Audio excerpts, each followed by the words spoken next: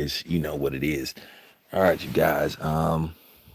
Usually I don't do this type of thing, but I decided to, flip the script. But yeah, I just got up and I just, heard about the passing of, hip hop legend DMX. I decided I wanted to go live right quick. I'm not gonna stay on here too long, but you know, um, yeah, I'm real bummed out about this because, like I said, DMX was an all-time great, and I'm gonna do a tribute video later on.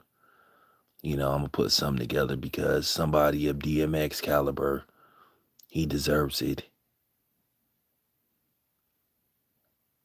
I mean, DMX came out of nowhere back in 1998, and it was kind of funny. I felt the same way about DMX that I felt about E40. Like when I first heard E40, at first I kind of wasn't feeling him. But then when I listened to him again, I was like, okay, okay, yeah. But let me tell you this story, right? Um, I remember back in 1998, I had seen the Get At Me Dog video. Okay, I thought that was cool.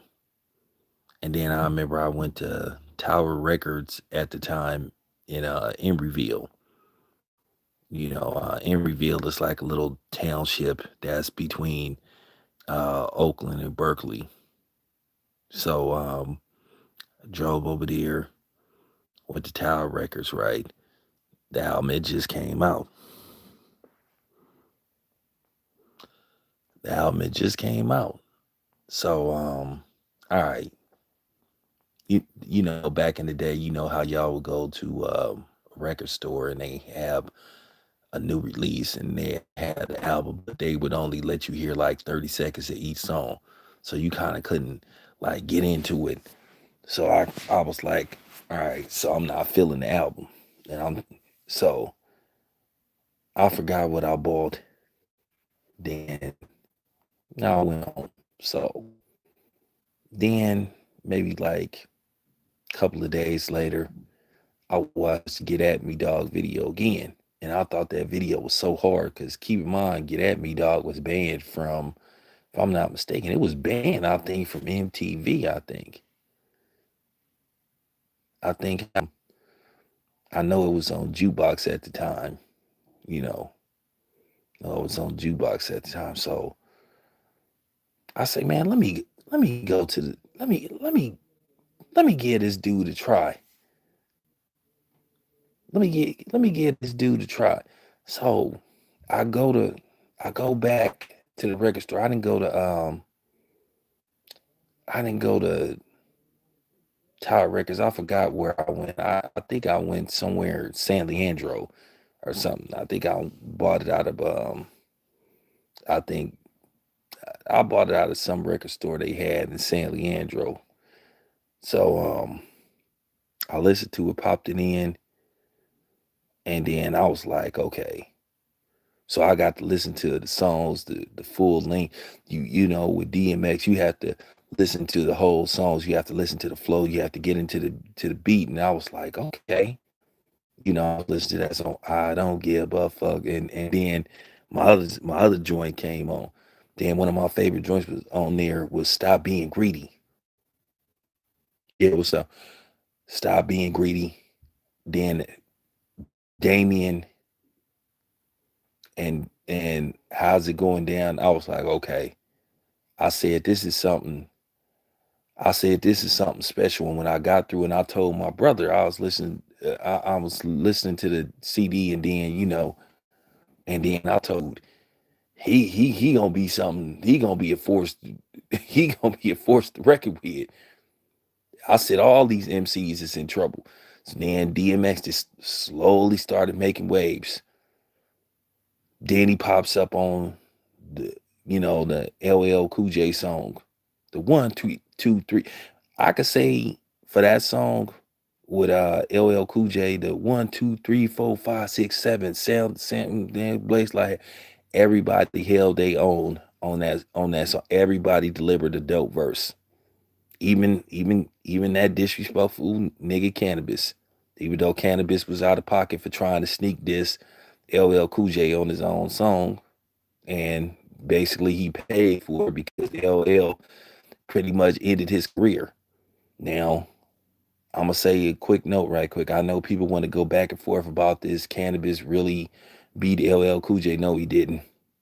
He gave LL a run for his money. He had LL up against the ropes with that second round KO. Well, then when LL came with that final song, he hit him with that one line. When he say 99% of your fans don't exist, it was over. Done deal. LL wins. You know. And people trying to say, oh, it's because of politics. People know LL won. It took LL 2 songs to get him up out of there, but LL, he won that war against Cannabis. Like it or not, I know some people don't like LL Cool J, but he won that war with Cannabis. Like I said, when he came with that line, 99% of your fans don't exist. All right, all right, give LL his, what I'm saying, give him his just due. But nevertheless, DMX, then I seen him on that Money, I heard him on the Money, Power, Respect. I was like, his verse on Money, Power, Respect was just nasty. Money, power, you think a plan? And then I mean that rap style. And one thing about DMX, man, this is just the honest to God truth. This is real talk about DMX. You always knew it was him. He had the most recognizable voice, I think, in all of hip hop. If it's two people who have, I could say it's three people that have the most recognizable voice in hip hop. No matter what you hear them on, it's automatically them. It was DMX, Ice Cube, you know, and Snoop Dogg. Anything you hear Ice Cube, okay, this is Ice Cube. Before you even know if you heard it on the radio, you hear verse, okay, this is DMX. Okay, this is Ice Cube. Okay, this is Snoop Dogg. And that's how special DMX was, man. And I'm gonna tell you something. Quiet as kept, a lot of Jay-Z fans don't want you to know this. DMX, upon new release, his first 4 albums outsold Jay-Z. This is fact. DMX was selling 3, 4, you know what I'm saying? Like for real, million records. His first 3 albums sold like over 10 million records.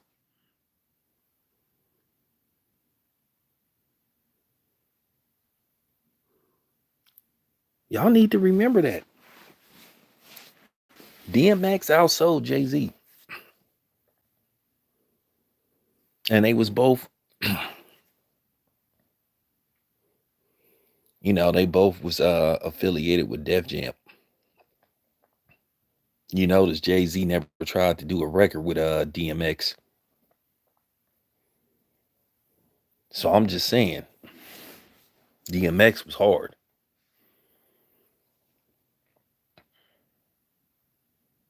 Well, I don't blame you.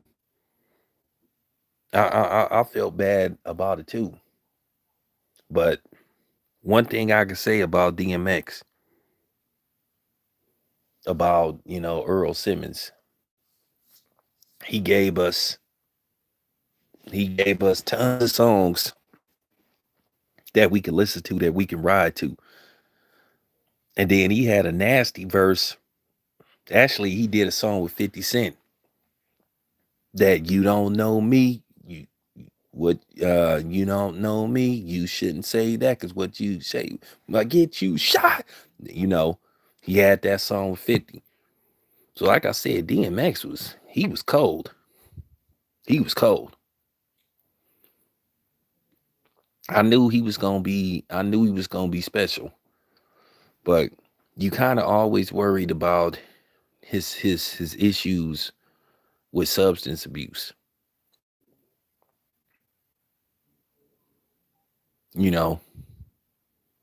And see, let me tell you how he's special. He got people that don't even usually talk about, you know, hip hop, talking about him because he was that good.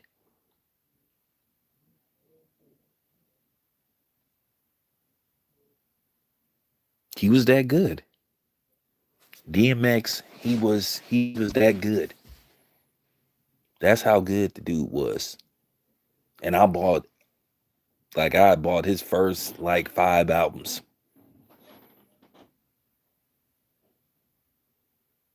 Like I said, the versus battle with Snoop was epic. It was a great versus battle. Like I said, I gave the nod to Snoop. It wasn't no disrespect to X. It wasn't no disrespect to X because both of them was hip hop legends. They called it the Battle of the Dog. Like I said, DMX had like I said, he had tons of great music. He has great music.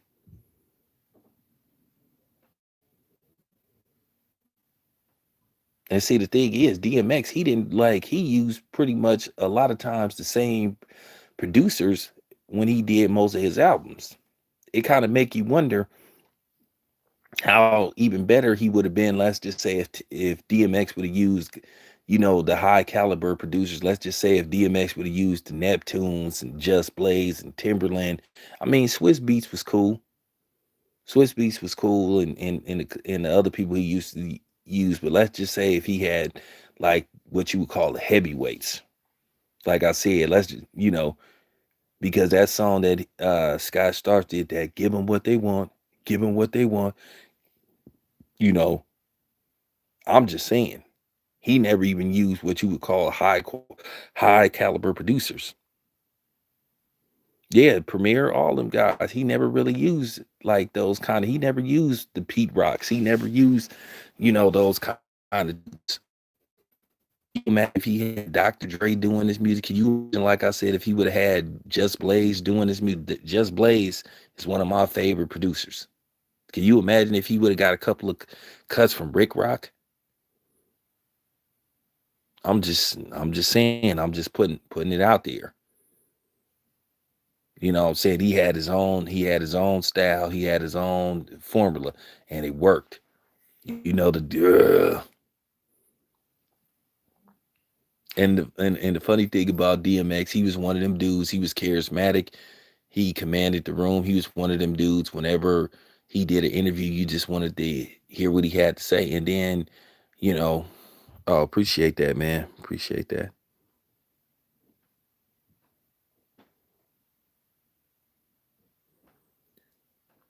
He was one of them dudes. Whenever you heard him rap, man, he just and heard him talk, man. He was, he commanded the room. You just say, let me see what DMX got to say. Well, I this is, so you just would be like, so, you know, like I said, the dude was special. And then when you started seeing him in movies, you started to see him in Romeo Must Die, Cradle to the Grave. And by the way, Cradle to the Grave is a slept on movie, man.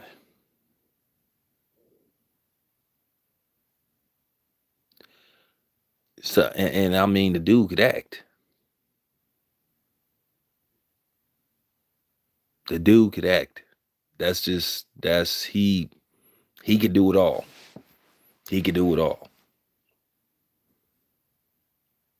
So, like I said, I'm glad that he gave us these masterpieces and this artwork that, we can listen to for as long as we hear.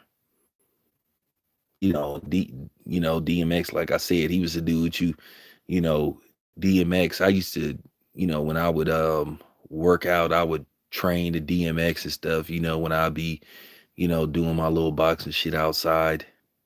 outside the house and stuff, the hitting the bag and stuff. I play, y'all gonna make me lose my mind, party up, and that song I would play. They don't know that was my shit.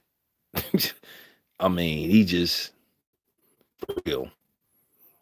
And then keep in mind, a lot of people don't remember DMX released two albums like 6 to 7 months within each other.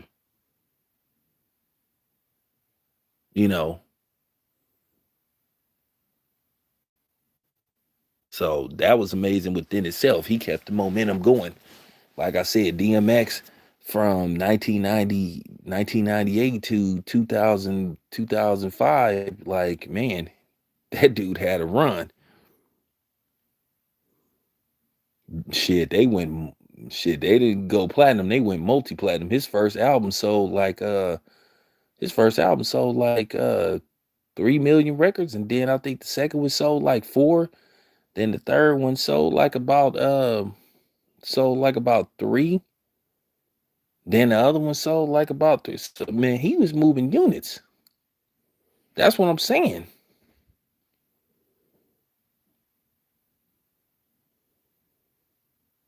I understand why a lot of dudes didn't want to do songs with DMX, because DMX, he could like man. I'm gonna listen to Money Power Respect like later on today, because that, man, his verse was cold on that. I'm serious, his verse was cold. But like I said, that's what legends do. You know, they give you legendary verses, they give you legendary material. Kind of, that's I could kind of go with that, because you saw a little bit of both in DMX. You saw the Tupac in him. You saw the rebel in him, and then as far as Tupac go, and then you saw the streets in him as far as Biggie goes. And I think now that he's passed, I think people gonna really kick back and listen and see how good that he actually was. And and the tragedy of the whole thing is, you know, how it was explained how somebody that he looked up to tricked him into, smoking uh I guess a laced joint with some crack in it. Um that's what I heard. And it was supposed to be a dude that he looked up to. He got smoked, I mean, excuse me, he got tricked into smoking like some lace weed with some crack in it. Now, out here, we call that Grimmies, where somebody put some cocaine or some crack in and some weed and roll it up. They call it Grimmies. That's what Too Short was talking about on some of his songs, where he'll be saying people was smoking Grimmies and all that. So, and that's unfortunate. Yeah, he loved them dogs. Yeah, that's true. Yeah, that's real. That's real true. That's real true. And see, one thing about me, as far as my musical range go, I used to listen to a lot of different hip hop. I wasn't the dude that was caught up in the East Coast, West Coast thing. I was like this: if you was good, you was good. If you put out music I liked, I would, I would, I would mess with you. So, so I wasn't caught up in that. And like I said, I thought DMX was dope. Like I said, I was a fan. I was a fan ever since. I was a fan ever since, you know. But DMX, he'll live through his children, because God knows he had a lot of children. He had 15 children, so the Simmons name will live on. So, you know, but I want to take the time out right quick before I end this video. Like, this is just real talk.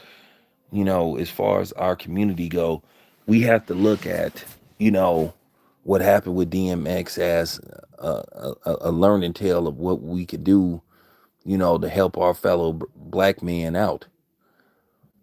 Because we got to start, to a certain degree, we got to start holding each other accountable with stuff about certain things. And I know at the end of the day, I know sometimes it's hard to hold each other accountable, because a lot of times we've always been victimized, we've always been harassed and all that kind of stuff.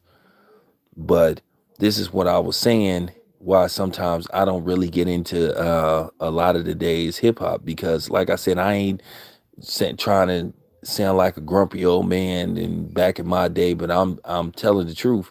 If you look at the hip hop that's out now, it's just subpar, and it's just the truth. I'm just keeping it 100. I'm just keeping it 100. You look at the music that's out now, it's just subpar. I gotta keep it a buck. That's just real talk. You know, all these rappers talking about, since when is talking about using a whole bunch of ecstasy and snort cocaine? Since when did that become cool? And this is what the record labels, this is what they want to put out. You got to understand, this was a plot to to basically, you know, mass produce certain type of hip hop. When at the end of the day, when DMX was making his rounds, you still had the variety of hip hop. You still had the Tribe Called Quest and a couple of other people in circulation. But then you started to slowly, by the time the 2000 came, you started to see them move in one direction. And that's just the honest to God truth. You know, that's just real talk. So you just started to see, um, you just started to see hip hop like take a downfall, and R&B is the same way.